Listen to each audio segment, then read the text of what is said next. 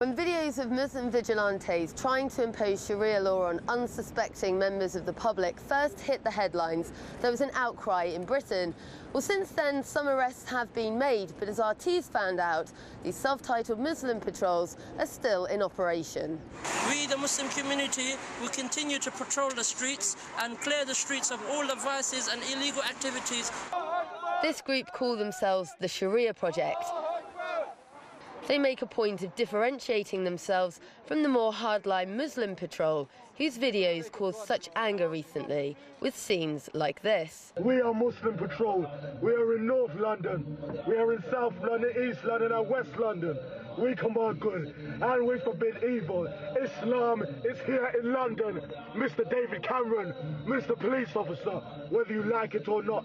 This patrol, they say that whilst they share many of the same views as the other patrol, they never employ the same aggressive tactics.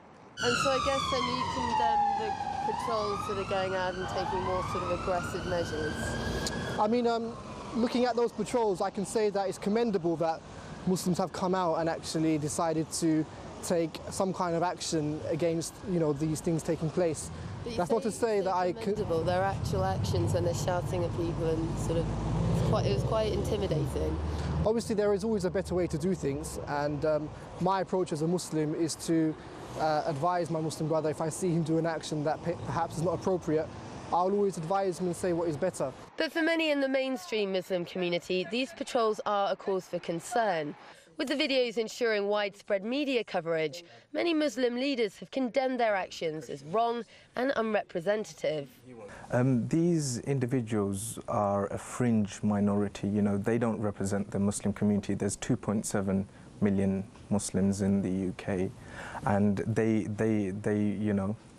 would never condone this type of behaviour.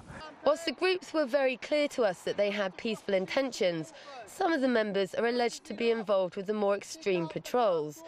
One member served 3.5 years in prison on charges of terrorist fundraising and inciting terrorism overseas. And it didn't take him long to make his more hardline views known. Now, if I say the law of the land can go to hell, I believe so, because I believe those who disbelieve in the oneness of God, their final destination will be the hellfire anyway. And those laws that they establish with that will go with them, with Fir'aun or Pharaoh, etc., into the hellfire. So I have no respect for the British law whatsoever. I asked the leader of the Sharia Project whether he was concerned by statements like that. I think, if you were to take a kind of passive approach, then I don't think the effect of the campaign would be that great. But I think what we're doing now, and shouting and protesting and calling for Islam, calling for the Sharia in Britain, I think that is something that will really catch the people and engage in debate. But for many, both amongst the Muslim and the wider British community, there are worries not just about these actions, but about the potential repercussions a relatively small minority could have on a much larger scale. Sarah Firth, RT, London.